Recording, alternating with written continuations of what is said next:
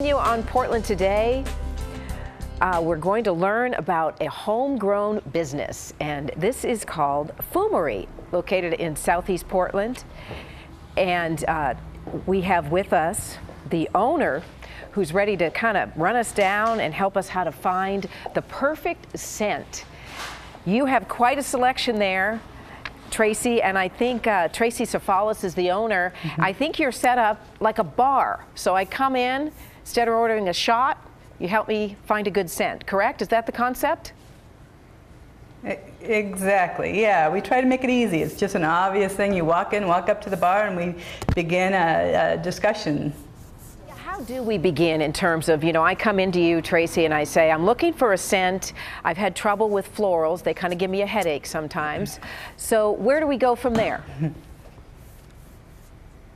So we get an idea of things that appeal to you. Basically, like if you like the smell of fresh cut grass or baking spices or tobacco, whatever it might be, that gives us an idea of where to go. And then we just will pull out certain fragrances that are in that family and just work back and forth between each other, discussing what you like and what appeals to you. You actually have somebody say they enjoy the smell of tobacco. What would you pair with that? It can be done in different ways. There's tobaccos that can be really kind of rich and lush, or more of a clean, kind of a fresh tobacco. They can be paired with fruits, they can be paired with leather, woods, all sorts of different things. Yeah, you mentioned families, so you find a family that I might, find enjoyable. And what types of families are there? Right. So there are, there's fresh things like citrus or marine. There's oriental, which has to do with the resins and the soft spices and woods. Fougere, there is woods. And then there's subcategories, like we talked about, like, leathers or tobaccos, or you've got gourmands that have to do with chocolates or caramels or fruits, that type of thing. Ooh, now you're talking my language, chocolate and caramel. I'm curious about how to wear a fragrance properly. Can you kind of give me a demonstration? I tend to spritz it on my wrists. Is that what most people do, or the neck? Mm-hmm. You can, definitely, yeah. You can spray it, in this area is nice for both men and women. The heat kind of makes it rise and you get to enjoy it that way. I always spray somewhere on my arms just because I like to follow the development of a fragrance. So, yeah. Some people put it on the back of their neck. You have a nice kind of sillage that trails behind you. Oh, very nice, very nice. What is the most common request you get? Do people come in looking for something sensual or sweet, or what do you hear? It just depends. It really depends on the person. Sometimes, now that we're shifting into fall, people are generally looking for something that's a little cozier, warmer, maybe in the woods or the ambers, vanillas, that type of thing. Tends to be popular this time of year, moving out of the summer. I know you have at least 200 different fragrances there. What is special about them for someone that's been in the industry for as long as you have? I know you kind of personally select what you sell there. What makes these special? Mm-hmm.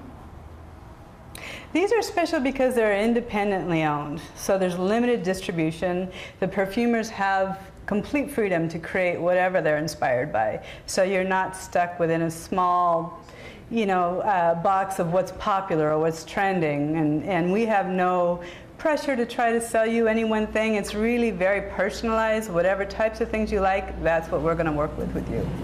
Do you ever have someone come in and say, I've basically been allergic to perfume, I don't get a good feeling when I wear it, and can you help somebody like that? It really depends on what they're actually allergic to. Typically what we're carrying is on a higher level of quality and materials, and they go through an incredible vetting process in terms of European regulations and all of that. So typically we don't hear that so much with these scents. It's really more, I see that issue more with kind of a lower grade, not as quality perfume. I see. Final question for you, Tracy. Of all you have there, what's your favorite fragrance? Yeah, that's a tough one. I don't really have a favorite.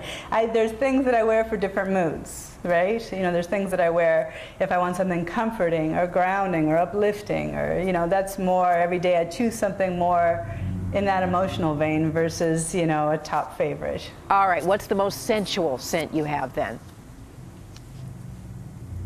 You know, a lot of people have said the Salome, which comes from the UK, from Papillon Perfumery. This one is all about animalics. So it has Heraceium and it has Castoreum, which are those kind of dirty animalic notes which we're really tending to gravitate towards, which is interesting, but they're very sexy. All right, I know you're out there with our photographer, Ken McCormick, so give him a spritz of that so I can get a sense of it when he comes back, okay? Tracy Safalas sounds good. at You're located on Southeast Division. Appreciate your advice this morning.